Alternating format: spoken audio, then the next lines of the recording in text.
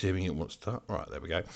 Hello, everyone. Welcome to the CNFT.tools Discord server. My name is ToolSin, and I am joined by OG legend Tash from the Alcoholics and Kos, who is a business partner slash friend, I believe.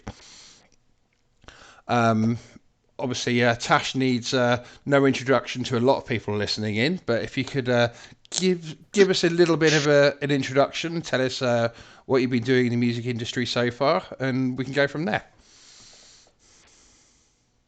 Where do we start? What's up, everybody? This is Tash from the. I don't know if you. Oh, hold on. I got to put this thing real quick. Okay. Sorry about it. If you heard that beep, somebody was beeping in, but I just turned that off, so it won't have it happen no more.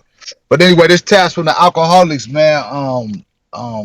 We nine albums deep in the hip hop game. We started our careers in the early '90s. Our first album, 21 and Over, which a lot of people call it a classic, dropped in '93. You name it. I got songs with everybody in hip hop damn near, from Snoop Dogg to Pharrell to um Wu Tang. I did a song with Old Dirty Bastard. Songs with Ray. My single was called Rap Life with Raekwon. I did a song on Kid Rock. Kid Rock produced the track for me. I got an EP called Control Freak that you can look up, and it's like 75 of the songs I did over the years with features with people that you would know, from Sean Price to you name it. But anyway, that's a long ass intro. I'm a rapper from the United States. Well, it's like when you're asking somebody, well, give us a 10-second introduction and what you've done with the last 30 years of your life. When now you saying do it again? 10 seconds. Hey, how about this? How about my cousin introduce me? Because I'm bad with that. Yeah. No, so he was making a joke in terms of Oh, trying to pare down your life of the last 30 years into 10 seconds, which is not yeah, easy. that's what I could. I couldn't even think of shit to say. I was like, okay, that was a joke. Okay, I thought you were serious. Like I said, I'm not used to this, so I thought you were serious for a second. But all right, let's get it cracking. Oh, yeah, but that's about it, man. Music. That's been my life for the last 30 of them. So, Kos, let's hear a little bit about you then. Yeah, absolutely. So I am actually Rico's cousin. We're first cousins. We're grown up together. He was there when I was born. Followed his career obviously for the last 30 years. We got together. I've been in crypto since 2017. So I've been kind of in his ear, like, hey man, this is the next wave. This is the next wave. Um, Finally, I think we're at a point in terms of the blockchain and the technology where some of the things we've been talking about can actually come to fruition. So we've started a hip hop collective. You could call it a record label or a distribution company or publishing company, but it's all centered around NFTs and the Web3. So I'm the creator of the Hip Hop Crypto Club. Tash is a founding member, and we've got some family, friends, and industry buddies that have been here for a while that are helping us put together this collective. So we'll get into more of everything we're offering and all of that, but we want to start by kind of giving Tash his flowers and talking about his career and talking about some of the things that we're going to let people in on. We want to change the game in terms of the music industry. We can talk about, you know, not only Tash's experience in the industry, but a lot of rappers from the '90s, and just how they got kind of screwed over and how you know the industry wasn't so kind to their career and their paycheck. Um, and then we can Yeah, get into they've not gotten any change. better any time recently either, have they? Nah, not at all, not at all. So one thing I'd like to just kind of start from the beginning in terms of the amazing things that Tash you were part of with Loud Records, but also kind of the crappy shit. So, I think you guys had a great career over at Loud, but can we start there at the beginning in terms of just your guys coming in on Loud, and any stories you want to tell about that kind of very first experience in hip hop? Well, basically, Loud Records. A lot of people that are familiar with Loud Records and everything. They always say that the Alcoholics was the first group on Loud, which wasn't true. We was actually just the first group to make some noise on Loud. And Loud back then was the home of After us, they signed Wu Tang came right after us. Exhibit, Mob Deep, Big Pun, Fat Joe, 3 6 Mafia, and the list goes on.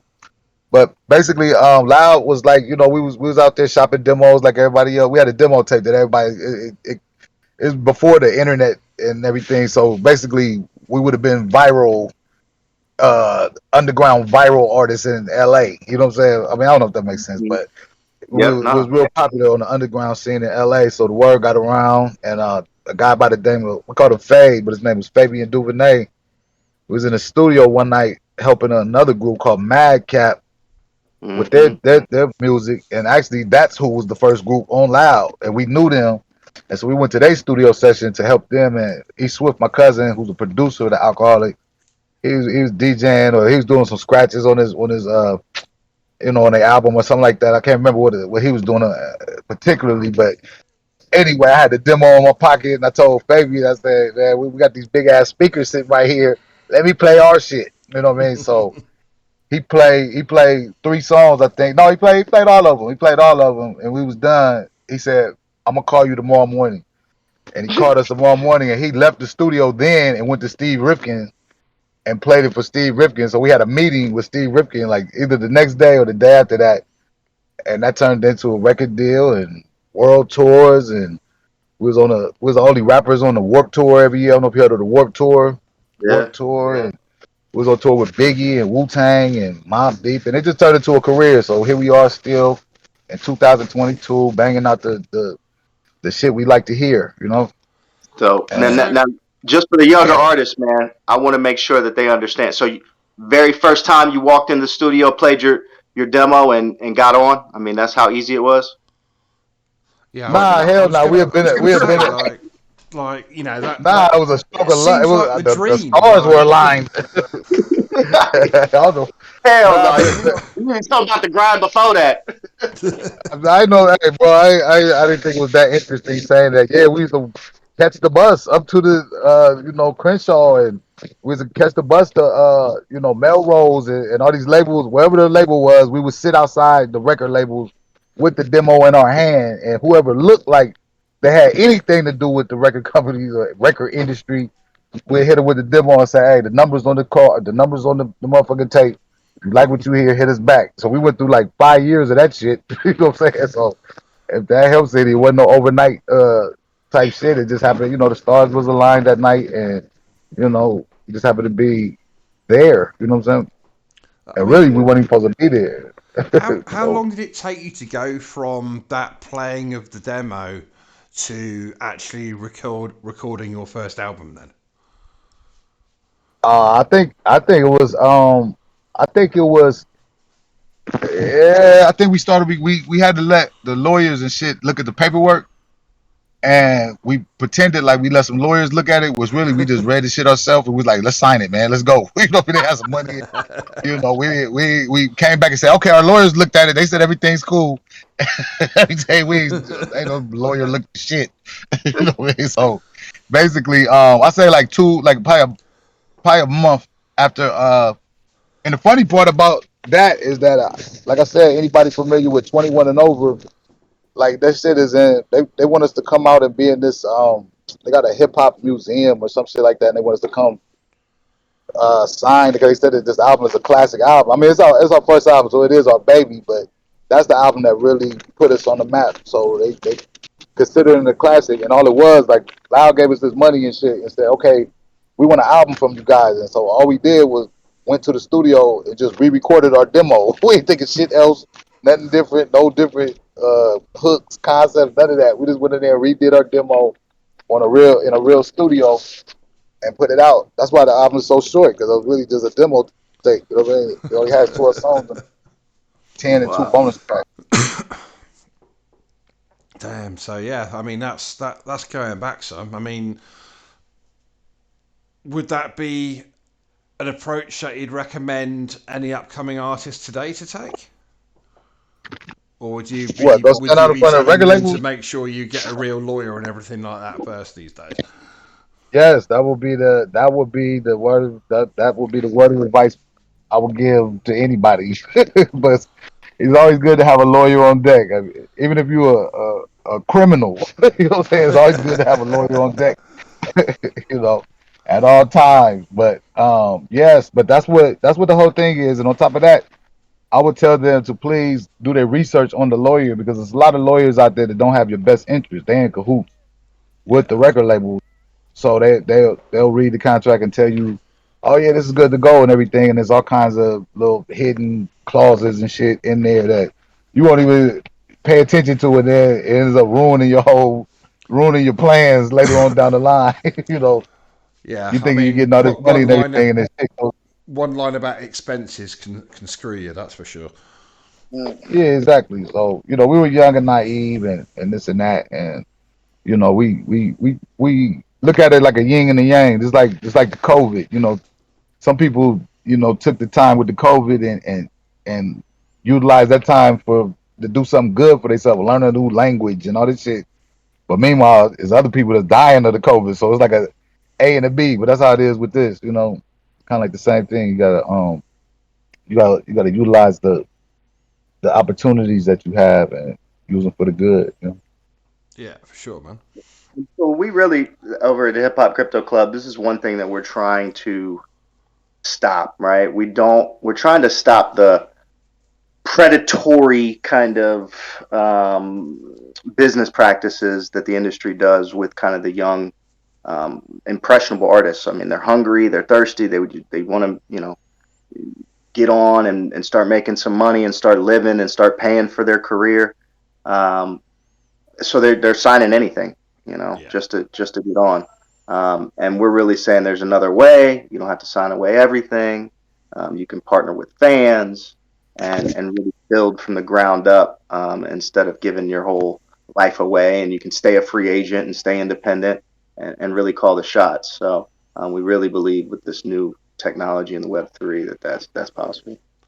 So yeah. So moving on to hip hop crypto club a little bit more. So like, what are you intending to offer people? Because like, I know you've got a whole load of facets going to be coming on with Tash Pass and everything else going on. Do you want to give us a brief rundown, and then we can start, looking at things in a bit more detail?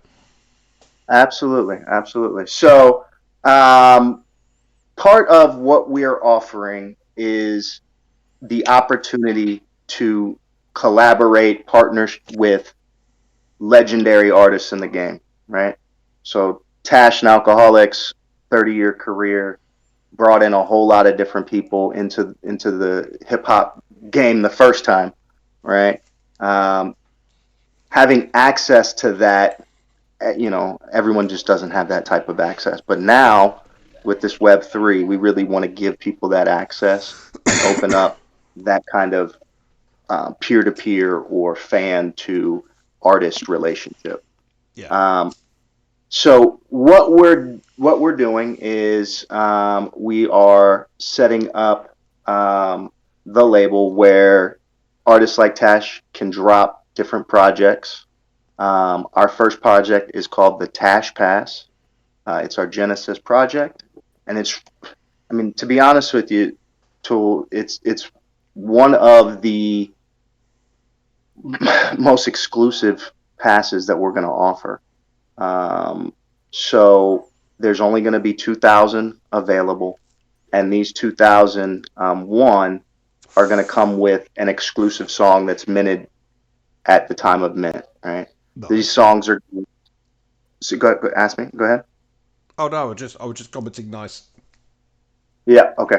Yep. So these songs, are the first one happens at mint, and it's going to include the music stems. It's going to include the acapella, um, and it's going to include some limited commercial rights. Um, or license really, where the user or the holder will be able to take that song and create a limited number of remixes with it. So they can create 1,000 new remixes. They'd have to burn their other one.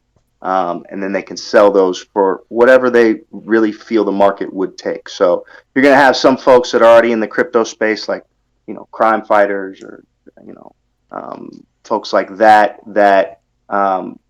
could take this song that Tash is going to release, throw their own mix and style to it, release that to their public, and make a profit, as well as the artist. So the artist is going to collect 50%.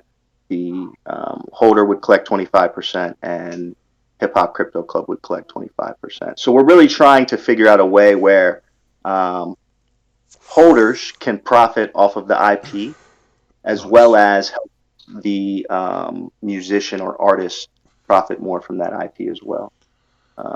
So yeah, they'll be able to sell that remix. It'll come along with the exclusive original song as well. So buyers will be able to get 2 songs for one. They won't have any of those kind of commercial licenses with those remixes, but they'll just have a great 2 songs to go along. So would people that, be able to take samples and create yep. different tracks based on that as well? Yep. They'll be able to sample it. They'll be able to remix it. They'll be able to make a derivative from that. And then they would have to come back and burn that and make a mint. And we do the mint for them, so they can't really deploy that. We have to deploy it through Hip Hop Crypto Club. And we're giving them everything separated sound, so you can use any part of the beat. You know what I mean? You can use the kick, the snare, my voice, the whatever's in the track. Nice. So it's like you're sitting there with the producer, kind of. Yeah.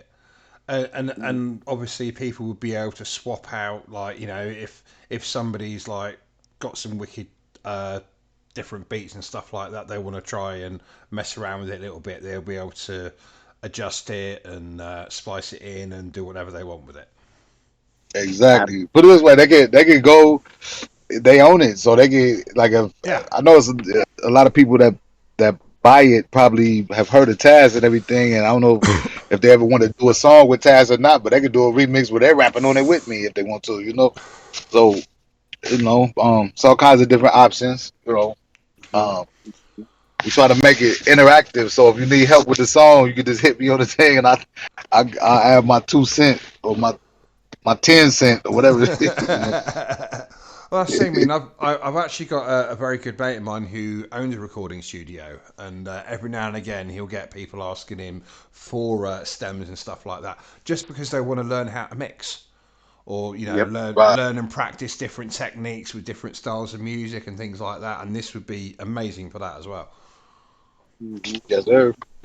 And they don't have to make their mix either. They don't have to burn that copy, and they can actually just keep the mix, and then it'll still have the stems.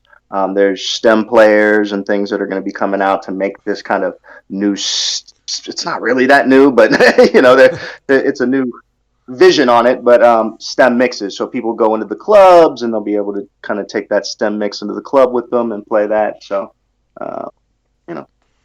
Just use it as making a new thing. So that's the first kind of utility that comes with the Tash Pass. Nice. There'll be 3 other airdrops exclusive for Tash Pass holders throughout the year that'll come at different times, and those will only be given to the Tash Pass holders. Right. Then the big thing is the whitelist. So all Tash Pass holders will be whitelisted for any Hip Hop Crypto Club future mints.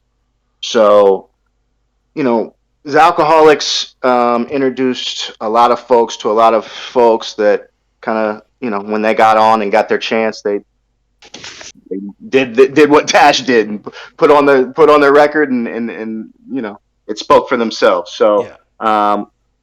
We wanted to have folks that were coming through the Hip Hop Crypto Club. Everything was going to go through Tash, since he's the genesis and founder of this. So, for example, we with the 1,000 mint remixes. If someone, let's say Dre picks up one and says, "I want to make a mix and I'm going to drop one," well, Dre's going to be able to probably sell it for a little bit more than the normal guy, right? Quite possibly. But it's going to probably be a little bit more sought after than the normal guy too. But when it opens up and that goes on mint, well, guess what? Folks with the Tash Pass have the first shot at it. So there's 1,000 remixes. There's 2,000 Tash Passes. There's still competition that's going to go on. We'll have some 10,000 mint drops where, hey, those 2,000 folks will be first in line for those 10,000 mint drops.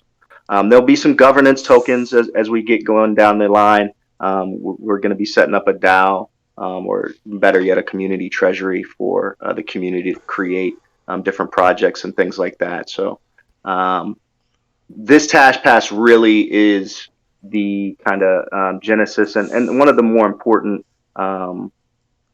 items in our kind of ecosystem as you get going. So,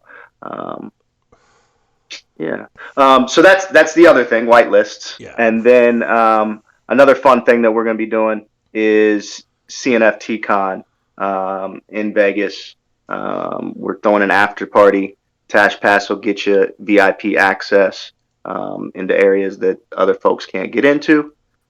Tash lives in Vegas, so home field advantage. Nice. There's a whole bunch of folks, whole bunch of friends. A lot of people are moving to Vegas, so and if you guys know the licks, no one throws a party like the alcoholic party. Well, I'll have to make it out there for myself one year, I think. Anyway, I won't be able to make it this year, but I'm hoping next year. Well, we'll be here. Cool. We'll be here next year too. So yeah, that there'll be some behind the scenes things as well. Discord channels that only Tash Pass holders will be able to get to, and things like that. Exclusive merch for Tash Pass holders. Access to exclusive merch. So, we're really trying to make everything that we do an experience. So, following Tash's career, he's always been kind of cutting edge in what they offer, and kind of that, what they call it, norm at Cheers, kind of that where everybody knows your name type experience with his fans. So this is just a way to really exemplify that and make that even better. Yeah, I mean, something Cardano does very, very well is community and collaboration. And I can't pretend to be a hip hop guy, but one thing I have noticed over the years is the way you guys all work together. I mean, even in some times where there's been some bad blood between people, you guys have always come together for the music. And as you want to talk about who gave you your guys' start, and how that collaboration really happened from King T to Ice T to Q-Tip to DJ Pooh. Yeah, just casually drop names that even I've heard of. Yeah, I mean, well, basically, I moved to California. I moved to Los Angeles when I was 12 years old. Actually, I was 13, 12, about to be 13. So I've been out there for a lot of years. But in the early days, we came across I'm trying to think of how we met King T, but there's a famous rapper named King T from Los Angeles who actually got his start from the movie star Ice T and everything. So it was like Ice T saw something in King T and put him in position to take his career to the next level. King T got signed with Capitol Records. He saw something in the Alcoholics, so he walked us. I mean, basically he took us under his wing and everything. So he basically put us on. We was on tour with King T before we even got our record deal and everything. So that's basically reaching back in the rap world. That's like a handful. One hand got to watch the other one. So after that, we discovered a guy. I mean, not discovered. We was all in the same. We was all in the same underground battle league kind of in LA at the time. We all hung with all the rappers and everything went to the same club, Unity, and Project Blowed and all these different things. And we met a dude named Exhibit, and so we walked him into our record label, Loud Records. So that's putting him on. Then he put on Feel the Agony. This is like a not a pecking order, but what do you call it? Like a chain reaction, kind of. Yeah, yeah, Mhm. yeah. Mhm. Every time Mhm. we were in position, we put people on, and like another artist, we saw something in and everything. Mad Lib, I'm sure he's probably the most famous name that I'm gonna drop, but Mad Lib just won Complex Magazine Producer of the Year. Nice. Beating out Dr. Dre and beating out Swizz Beats and all these different more famous producers and everything. But so I'm proud of him, and it's somebody we started a group called the Liquid Crew, and all of us at one time was just all in the same group. Kind of, it's like a I don't know what you call it, uh like a posse. But do they still say that shit? Posse? It was like a Mhm. posse. And Mhm. all I that. think no one of my age should ever say that word. Yeah, it's not too much. Never mind. Okay, never mind.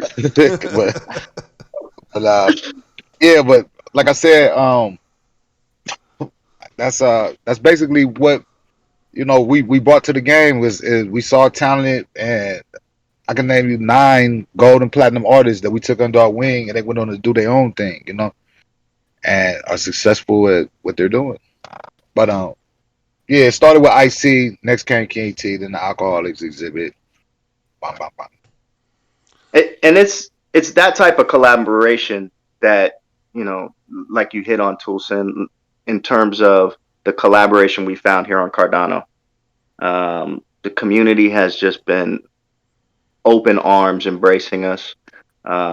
It's nothing like the regular industry in terms of trying to hold people down or make them feel worthless. It's just been phenomenal here, in terms of all the help we've gotten. You know the development help in terms of the blockchain, just your help in terms of just everything you guys do over at CNFT Tools. I think we have your verification bot in our Discord. Yeah. So all the community has just been amazing. They helped with this kind of Cardano Award tour that we put on, and just meeting people from all across the world has been absolutely amazing. So, how did you get into Cardano as opposed to, all the other chains around that this could theoretically take place on? Yeah. Great question. So I looked around at a couple different places. We actually put in a kind of proposal um, 2 years ago, and it was going to be more in Decentraland and ETH. And um, with Snoop, sorry, my daughter just walked in the door and distracted me.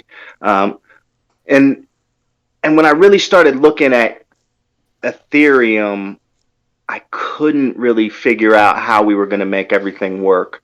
The gas fees were just crazy. If we were going to try and sell a $10 mix seed NFT, there's no way that a Yeah, $60 gas fee was going to work on that, right? no, for sure. Uh, so I started looking into different blockchains. I wasn't sure if it was going to be, Polkadot at the time or Cardano. I even looked into Tezos.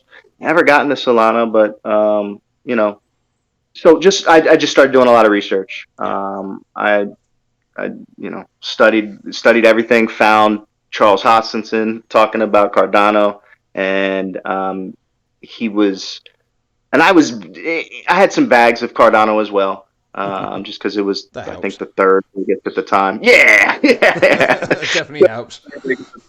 So, I'm not, so, but it wasn't my biggest holding. It wasn't my second biggest holding.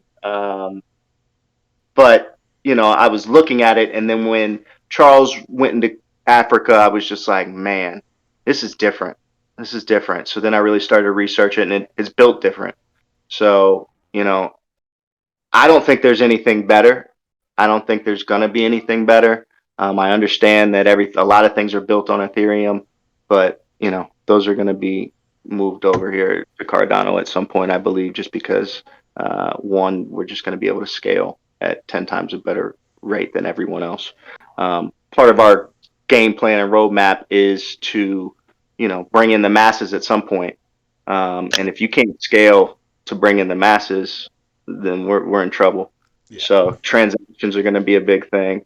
We want to, eventually have some streaming and be able to pay folks with streaming, you know, rewards and things like that. So you can't do that at a small fraction with any other blockchain. So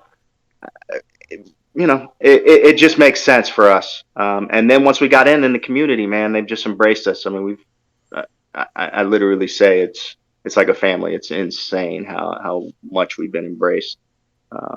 So I Yeah. wouldn't I wouldn't want to be anything else. I mean, it's a good way of putting it. I mean, I kind of feel like it's the the Cardano family coming together with the hip hop family. Like Mm-hmm. we Mm-hmm. most of us get on quite well together, and we certainly work well together and collab well together, and we all think we're a bunch of cool guys. And damn, we know how to Fact. party. Yes, sir. That's the other thing. We have a weed brand. Tash has a weed brand called Smokeaholics, and you know, we were worried for a minute that people wouldn't be turned on by it, but there seems to be a little bit of a weed culture here on Cardano as well. So, with our boy Well, Big Joe. I can't deny that I'm not that I'm nothing to do with that myself. Yeah, yeah. So we feel right at home, right at home here on Cardano. So um, it's been So, awesome. But I was given the impression that you were gonna be able to use Hip Hop Crypto Club as a platform to bring new artists into the public view. Yeah, Tash, you want to talk yeah, about your upcoming artists and some other folks? yeah, it's like basically, I I didn't take a hiatus for music or me being on the mic and everything, but what I did was I wanted to start, building for the future and everything while I was in position to, get people's stuff heard. I came across an artist named Junior Boy, and I never even thought about being a manager or anything like that and everything. But I saw he needed help, so I just started helping him, and then I realized that all the shit that I'm doing is like managerial type stuff. So I just took him under the wing, took him on the road with me, introduced him to power players in the music industry, which was a terrible mistake because the industry is full of shit right now. It's like What's your numbers? huh? They're like, what's your numbers? Yeah, everybody wants to know how many fans you got on TikTok and all this shit. Yeah. You know what I mean? I mean, I'm doing a lot of cussing. That's cool, right? I'm like I said, I'm kind of new to these AMAs and everything. So you'll be keep it clean, or you may. I mean, You, like, you Uh, seem to be doing all right so far. yeah, you're good. all right, cool. That's what I'm saying. Cause I ain't hear you say one cuss word yet. So I was like, hold up, am I supposed to be? You know what I mean? I I, didn't want you to get kicked off from I YouTube. mean, They, YouTube prefers it if we don't swear, but I don't really give a shit either way, personally. okay. That's all we had to say. All right, I'm gonna keep it cool. All right, but what was the question? What was the last thing we was talking about? So yeah, about bringing on new and upcoming artists.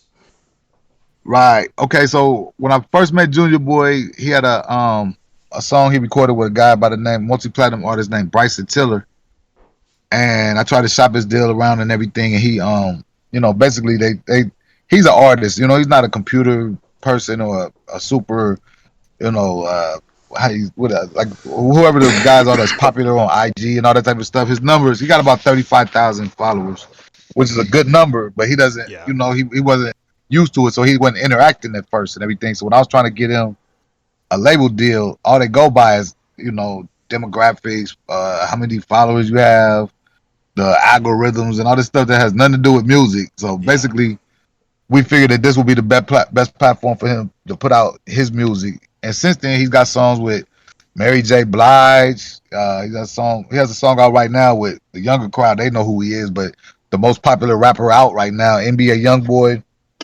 Um, What song is that? What's that called? It's called No Love, Yep. which Yep. also has Slim from 112. It's a singing group, uh, popular singing group, multi platinum. Signed the It's bad on boy. Of Spotify and YouTube. yes, and we just figured like this. We just figured that, this is what we wanted to do anyway. Was kind of bridge the gap, on these things, on these in music. It's a big divide right now. You got the youngsters putting out what they consider hip hop, their version of what we created, and some of it's good. I can't front, but if you really listen, everybody's talking about the exact same stuff, so Yeah. we want artists to be artists and make money for their artistic, creative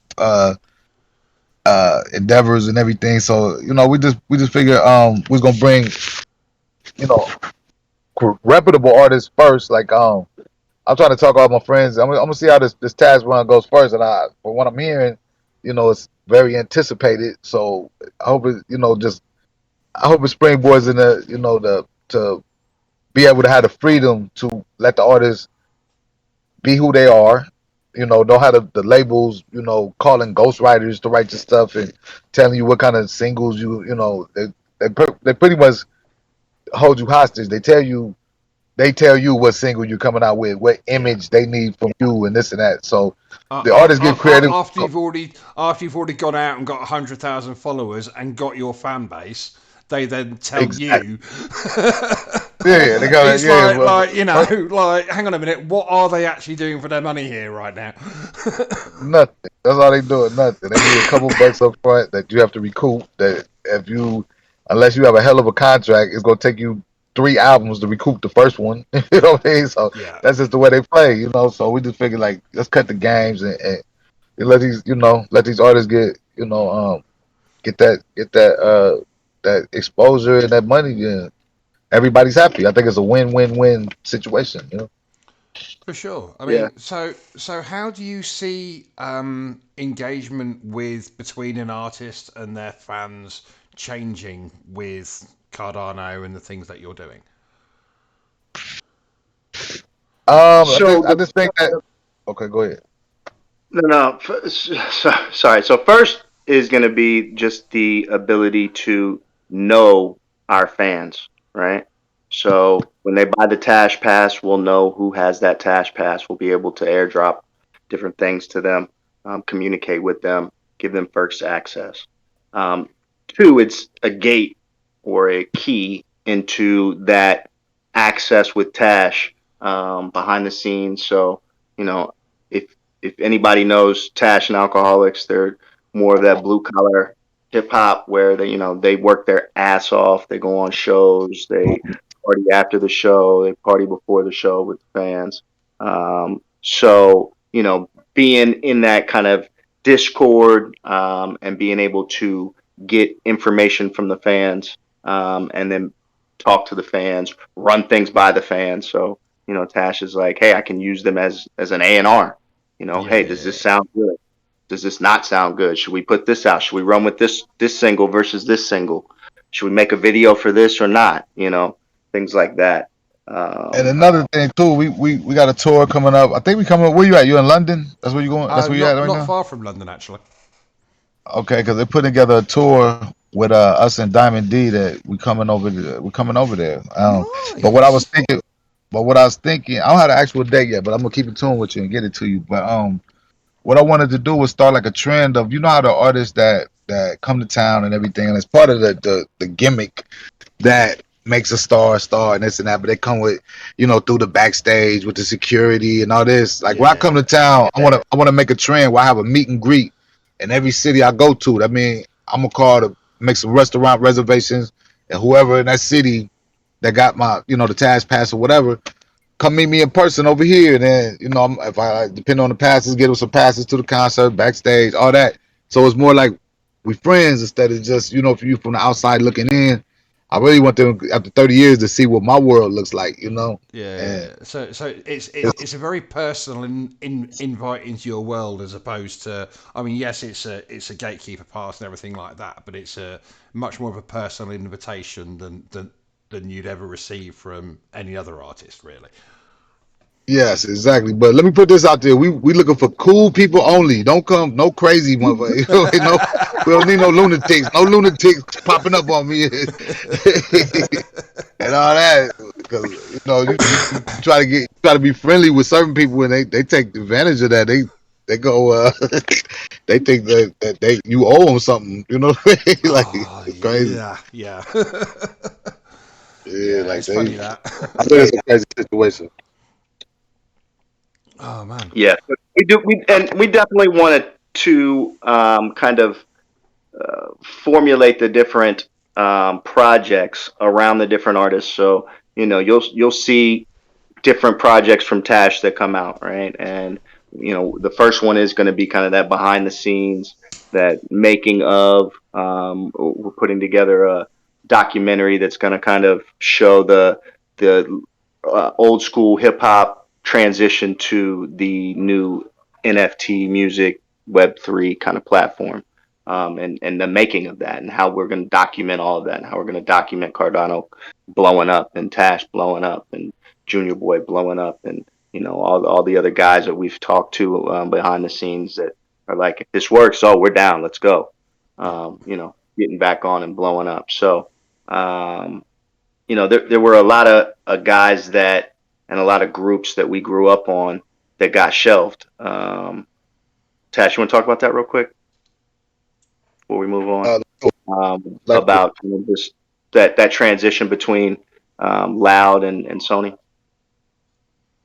well, it's a long story. It's a long, boring story, but like basically for the people that know and they grew up on Loud, everybody says they grew up on Loud Records because the label was only in existence. I think it was from '92, the end of '92. You might as well say '93 until about '98. So it had a that long of a run and everything, and it really I feel in hip hop in the '90s, I feel like that was the best label to be on because the people that Mm-hmm. was on it was so popular and Loud really they really let the artists do what they wanted to creatively and all that stuff and this and that. So everybody was happy on Loud. So I don't know what the actual business deal was, but the owner of the company, Steve Rifkin, this is no way, shape, or form to bash him. He's a good friend of mine. Da da da da da. But he just out of nowhere sold the company, and he sold the company to the parent company, which was Sony. And so when he sold the company to Sony, Sony basically laughed in his face, basically saying like, "Y'all the hottest record label," because Sony had a urban division where they was trying to put out rap music and this and that, but Sony had like the stiff corporate you know Yeah. people up there that trying to take somebody basically they was just a whole bunch of people that they had nothing to do with hip hop trying to put out hip hop music, so they came out with a bunch of flops. And basically what Sony did was they had so much money, they gave Steve a wop up, up front and put it right to Steve Rifkin to sell the company, and he sold it. As soon as he sold it, the first thing they did was shelf everybody on Loud Records. That's why for the next Nah. 4 years you didn't hear anything from any artist I just named: Wu Tang, Exhibit, the Alcoholics, uh, Big Pun, none of that. So people was salty about that, but it left a bad taste in everybody's mouth. Like, damn, we can't even record. We can't even like basically just put everybody panicked because they couldn't put out records on another label, so they had to come up with other sources of income. You know what I Yeah. mean? Yeah. Yeah. For sure. And so, I hope that all made sense. But anyway, Steve had a lot of people pissed off for a minute, and they never came back. Steve said his plan was to sell it, flip that money to come back and buy Loud Records back from them, but that never happened. So, basically, that just lost all everybody that I just named. Everybody's trust in record labels went out the door right then. That's when everybody started going independent, and then came the digital. I mean, it came the the internet world and downloads and streams and all that. After that, so pretty much this avenue right here just you know it's like the new wave. It's like the new record label. It's like the new distribution deal. Yeah. 2022 version Yeah. without I mean, getting because flipped like off. I don't know the music industry half as well as you do, but I read the papers and news like everyone else, and when I'm seeing like big even the biggest artists getting paid like $1 for a million plays on Spotify, like that. Right. Nobody's eating off that. Like, Nobody. nobody's looking after their family on that. And that's for your Taylor Swifts and shit like that, let alone people that aren't quite as mainstream. So I mean, Exactly. like, what kind of difference will it make for artists releasing on sort of like via Hip Hop Crypto Club financially versus the more traditional method? Yep. So one, we do a split with the artists, where they make the majority of the um, revenue from their own IP. All right. Um, Two, we partner with the folks that are responsible for making them blow, right? So that right now it's, oh, well, how many fans do you have on Instagram, or how many fans do you have on Twitter, or how many fans do you have on YouTube? Okay, so you're saying the fans are the most important? Okay, so why won't we partner with the fans, give them a percentage to promote and grow these artists as well? So we're really taking out the middleman, which is the labels. The Hip Hop Crypto Club is a organization or a DAO, that is taking a portion of that. But what we're doing is we're saying, hey, we're going to partner with you on a project per project basis. And if we treat you well, then you'll stay with us. If not, there'll be other NFT companies, other music NFT companies that you can go partner with, and you'll be able to find the best company for your project. We're not going to hold these musicians into a lifetime contract where Yeah, we own 360 degrees of everything that they do. Um, because we're here to build artists, we're here to bring them onto the blockchain, we're here to build brands. But if they move on to something more lucrative, or something that just fits them better, or someone that can give them more attention, or whatever it is at the time, that's great for them and their career, and we're going to yeah, be happy for them and their career, right? So it's a whole new paradigm shift in terms of, hey, yeah, we own some of that IP, or co-own with the artists and the fans. But anything new that they create without us, hey, that's them, and they can do that. Um, that makes both sides equally as important, right? yeah, When If you look at it in terms of the NBA, and when the NBA players decided that they could go and be free agents, it changed the entire game. Now you've got LeBron telling, the teams where he's going to go, and making up their teams, and you got Curry and them putting their team together, and really making these powerhouse teams coming together, and they leave when they're not treated well. Well, yeah. that's the same thing. We want to kind of do the same thing here. And we've got some advisors that are kind of stuck in that old world industry, and they're like, we just don't understand how this is going to be lucrative if we're giving up all this control, and we're giving the artists control, and they can just walk. We're going to build these artists, and they can just walk away from us. And I'm like, yeah, sure can. But if we treat them right and we partner with them right, they won't. And if they do, they're going to blow up, and any other IP we have is going to increase in value. So it's a win-win for everyone. Yeah, for So sure. that's the kind of model we're trying to set up, that really puts the artist first, and then puts the holders and the fans second, and then there's a community treasury and all that kind of stuff Yeah. in the background. So, I mean, one of the things that quote unquote traditional record companies do for artists is sorting people out with producers and studio time and things like that.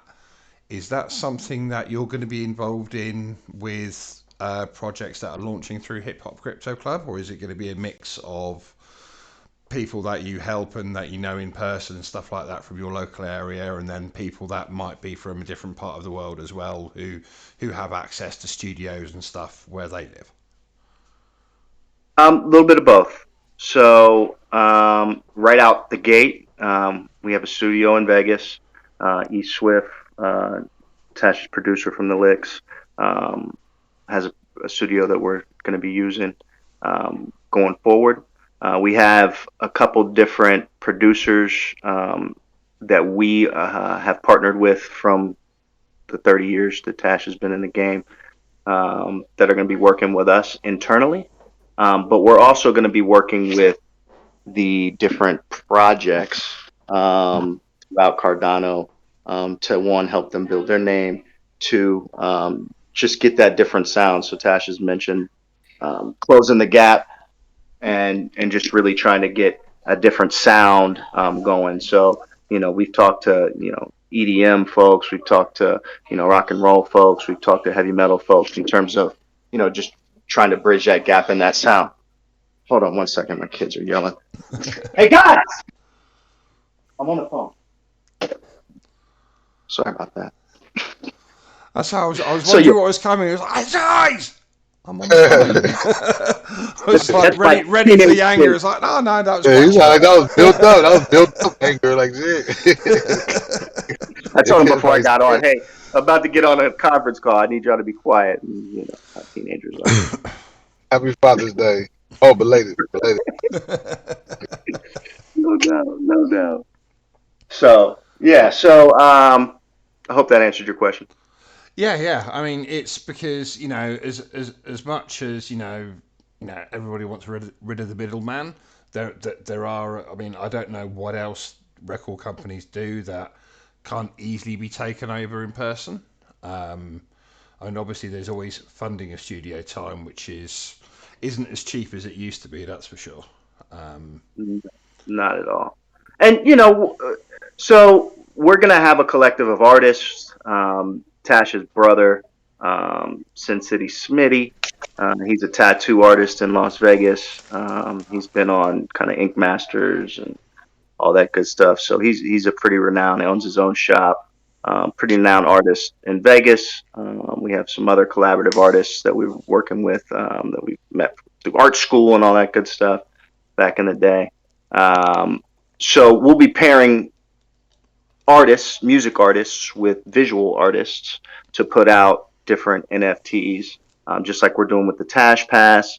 Some of the revenue that's coming back from this Tash Pass is going to help set up a lot of the utility that's going forward in terms of that studio time, getting with other friends of Tash's and getting them to drop tracks and do beats and all that great stuff. So we'll do some of the same things with some other artists as we onboard those other artists so that they have some budget in order to build that that new sound or that new record, and then giving back to the fans that are investing in them.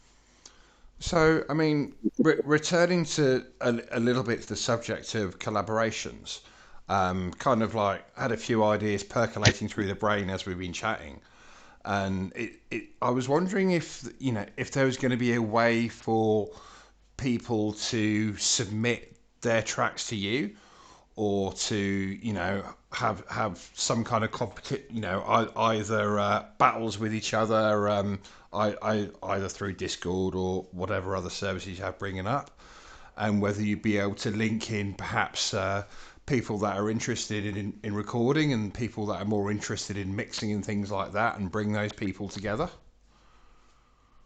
1000%. So was just on the spaces with Crime Fighters. I don't know if you're aware of who they are. They have a release on Drip Drops. We partnered with them. They have a collective of about 9 different producers. They're in Tampa, Florida. So they're sending us a whole lot of beats that we're going to be listening to for some upcoming projects, as well as potentially going down to Tampa and doing some great stuff with them. So yeah, we're open to working with folks all around. They have to be of caliber, right? Yeah. Not to really, but maybe a community vote for ones that they really really like that maybe you should have a listen to sometime. Yeah, no, absolutely. So, Tool, you're hitting the nail on the head in terms of even with our community treasury. So part of the proceeds that go to the Hip Hop Crypto Club go into a community treasury, and that community treasury will be voted on by holders of NFTs, and they'll be able to say, "Hey, we want to put together a project for this specific artist that we like." They can be a bigger artist, they can be a smaller artist, they can build them from the ground up, um, and vote on it and all that great stuff. So, as well as we believe keeping, you know, the ADA in the ecosystem in terms of, working with folks that do the mixes and have beats and, put on concerts and put on shows and do other things. We want to partner with them here in the community so that the community is able to build their own almost businesses off the back of Hip Hop Crypto Club and the IP that we're throwing out there, and the talent that we're bringing in, and it's a win-win for everybody, right? It's a win-win for the fans, Yeah, of the for sure. holders, and the artists. So, you were very kind to send me a bunch of graphics not long before we started the AMA. YouTube has seen most of them already. There's one I've been kind of keeping back because I kind of wanted to ask you a little bit about it. And it was the graphic of it's going to be a Cardano summer with Tash in the middle, front and center, but then we got Snoop Dogg on the left and Martin Lawrence on the right. Uh, Absolutely. So Yeah. there's a story there, and I want to hear it. Yeah. So, um, Tash can talk about kind of his time with Snoop, but you know, I really think that Cardano is starting to bring in some of the star power that you see on some of the other blockchains. Snoop and Champ are really setting some trends here with their Fake Nation. Martin Lawrence coming in and kind of giving his NFTs for his reunion party, and then Tash from the Licks coming in and really bringing in that underground '90s hip hop back to the surface. So, we really think that as we hit, Cardano is really gonna flip, and it's gonna be like, oh no, it's a Cardano summer. They're taking over. Like we're really gonna take over the map and steal a lot of shine from some of those other blockchains that think they're doing it big. So, I know Tash has some personal relationship with Snoop, and you have videos together and songs together and all that good stuff. But yeah, that's how that came about. That's cool. Yeah, I didn't realise Martin Lawrence had got involved in the NFT space already. To be honest, that was why I was asking about it. Yeah. Oh yeah. No, he's here. He's who brought him? NFT Maker Pro brought Oh, him. okay, yeah. Yep. Yep. Yep. Yeah, So he. I've been away for a few days, and my brain's a little hazy as well. That's cool. That's cool. So we just think we're bringing some star power. We want to really build that flyer so that there's like 15 stars on there, and we want to bring some of them. So, we think we're gonna flip everything here this summer. And So, once you hear the song from Tash, I'm telling you, it's crazy. how did you go about finding the technical help that you guys need? Because obviously you guys are awesome at what you do, but web development and blockchain development isn't most people's Nope. skills. No, no, not at all. So, all of the music aspect is, a 30-year career from Tash, and he's got that covered, right? So, Yeah, so building music I don't want to say it's the easy part because I can't do it at all. But for someone like Tash and his connections and ability throughout, um, it's easy. The hard part is that kind of Web3, development. So I used to run a .NET shop back in the day, as project manager at BP, and I tried to bring some of my .NET guys up and try to create some of this stuff, and it just didn't work out. They were completely lost, and they have full time gigs as well, so it was yeah, difficult for them to try and learn it really quickly. So that's where I started scouring Cardano and really going into the projects that I felt were important to me, um, that I've invested in, that I had community with, and just started asking around and started talking about, hey, I'm having this issue, I'm having this problem. What's the solution here? And at every step of the way, I got help. The biggest help came from Mango Bush of Rat's DAO and Rat's Lab. And as we talked and started strategically building some stuff, we got Tash on the phone and we really started talking about his vision, of where he wanted to take this thing. And, we partnered up with Rat's Lab to take care of a lot of that technical back end stuff.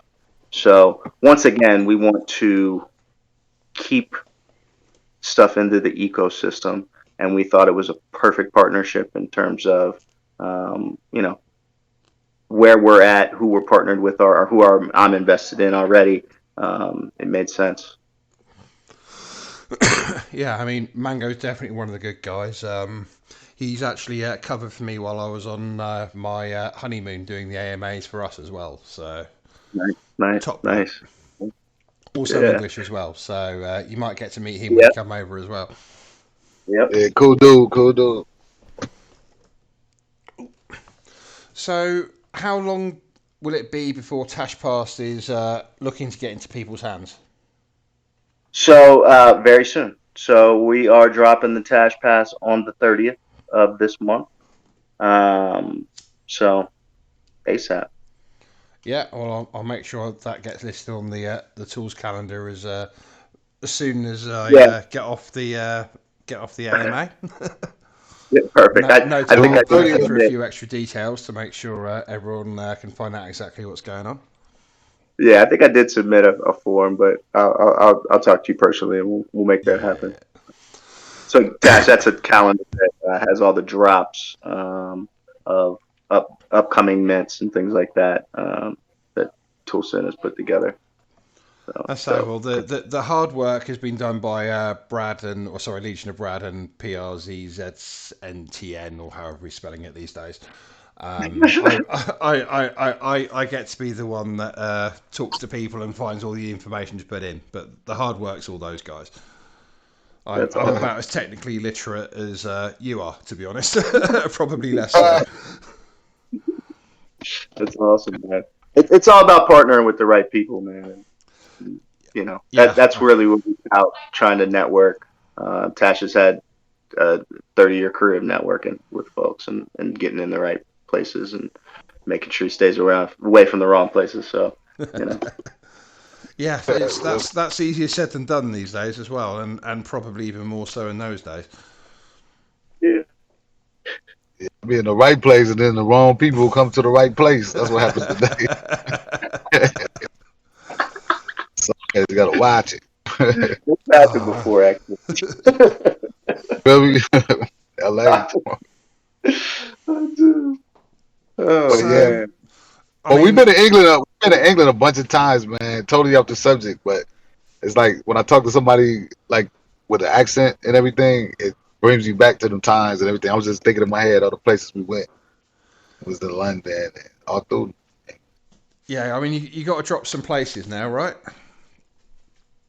You say what? Okay, you lost me right to see. Yeah, you had me the whole time, and then you lost me with that one. Okay, You got to drop me some places, man. Like you went to London. Did you go anywhere else? Like what places in London did you play?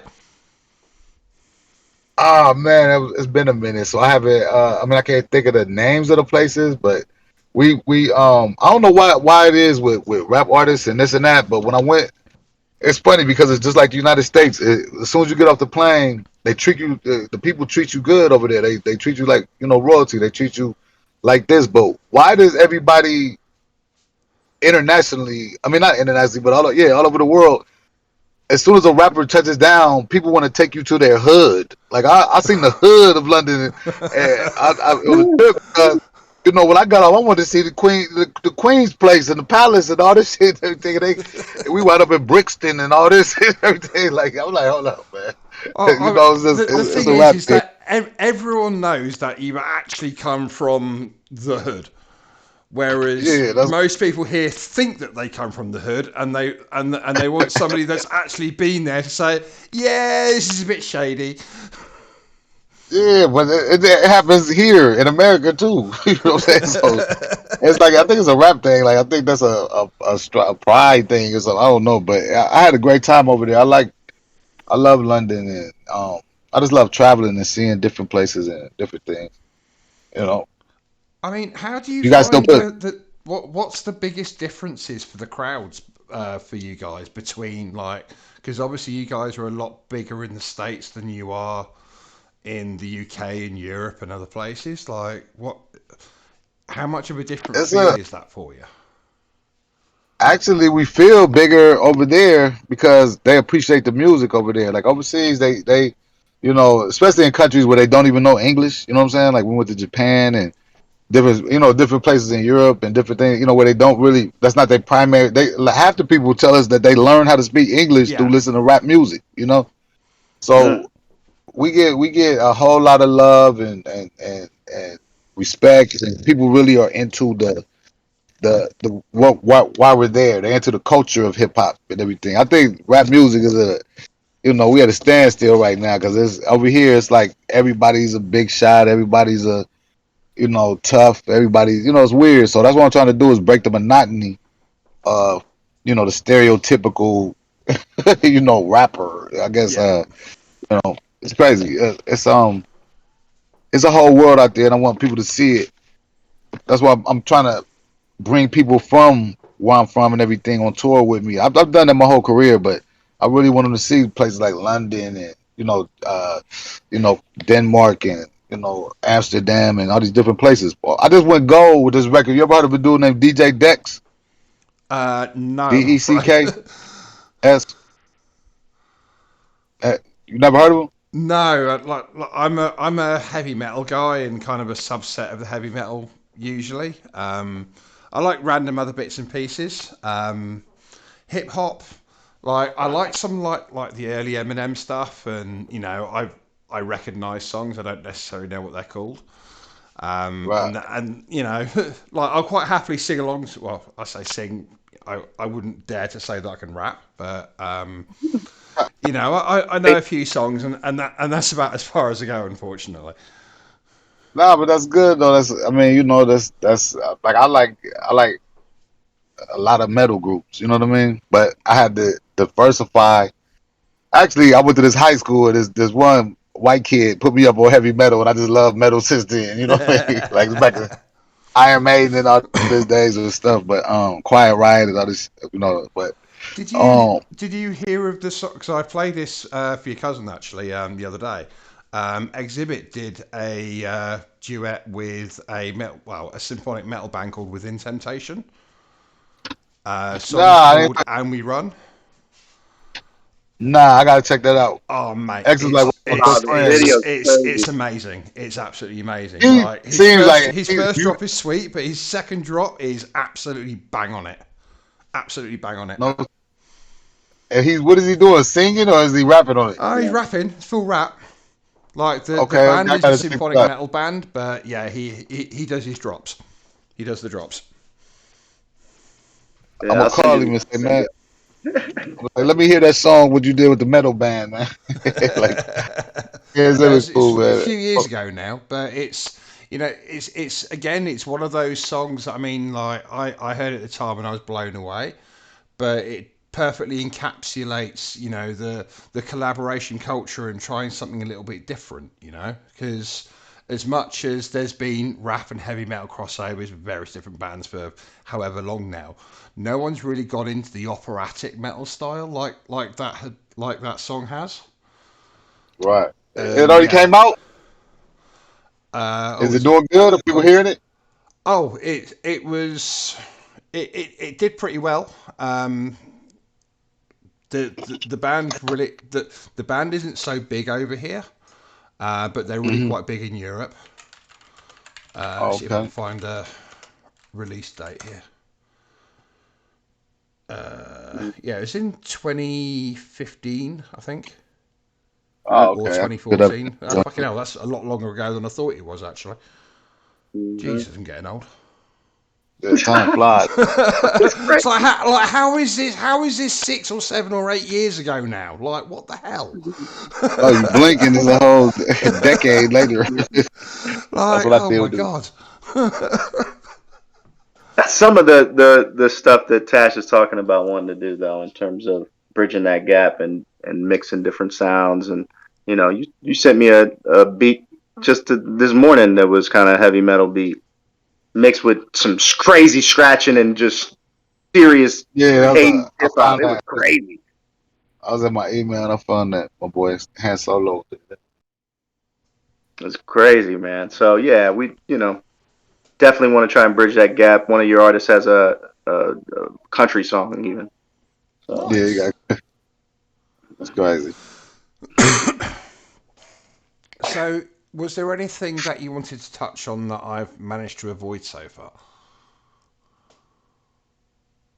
On the what? Was there any subjects or parts of the Hip Hop Crypto Club you wanted to talk about that I've not got to yet? Kevin? Um, I just want to, thank everybody for listening. Doing their due diligence.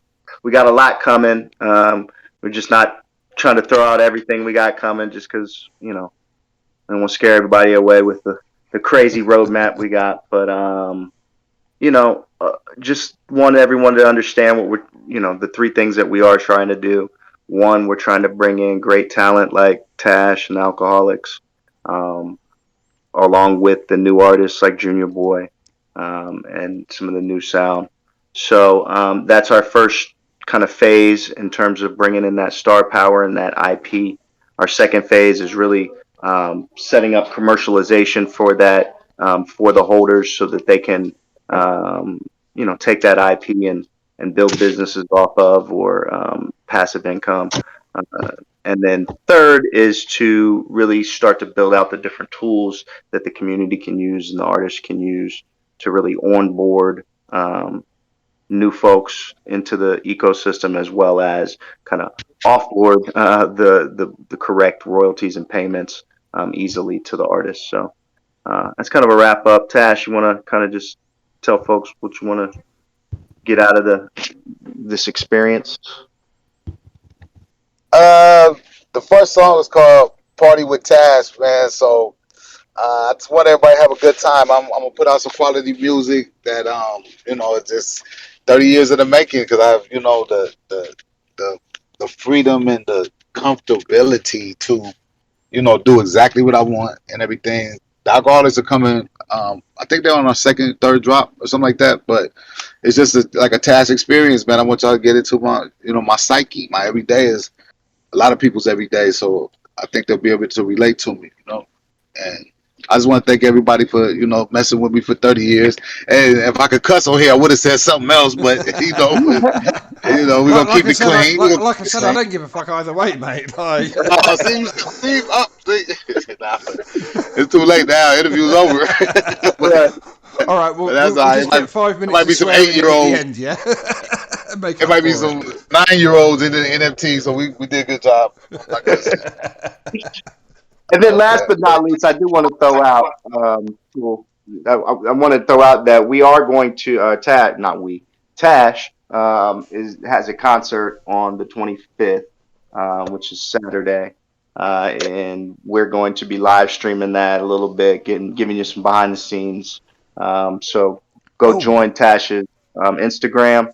And we're going to be live streaming from his Instagram and then join our Twitter as well and we'll be shooting out some links so that you can get some behind the scenes views and yeah, and make sure everyone that you join the Discord channel. Like that's going to be really important going down the line, I think.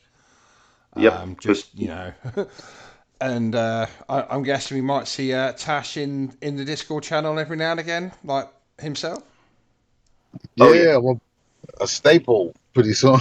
A staple. yeah. So we'll start seeing Tash and Junior Boy in the Discord as well. So we're putting Junior Boy to work right away, so you guys can get to meet him as well and get that kind of Run it up. experience with him. So And yeah, keep us up to date on the on the London trip. That's for sure. I'll be down for that. Like no sweat on Yeah, that I'm one. gonna keep in tune with you.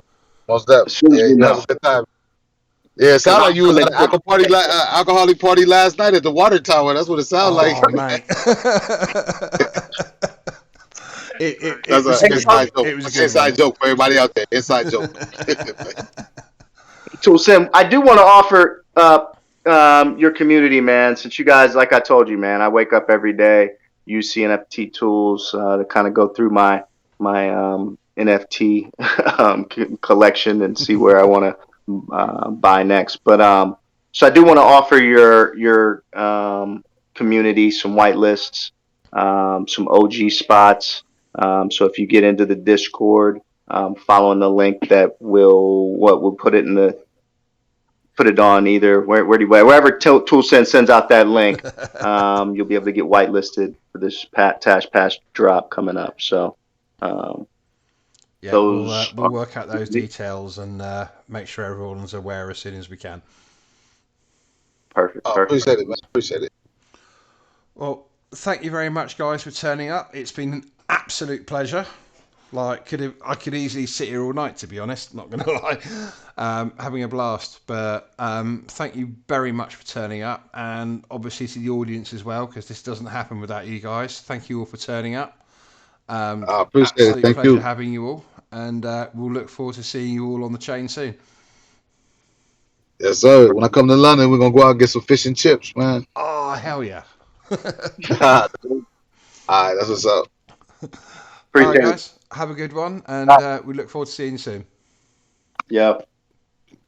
Thank you. Cheerio.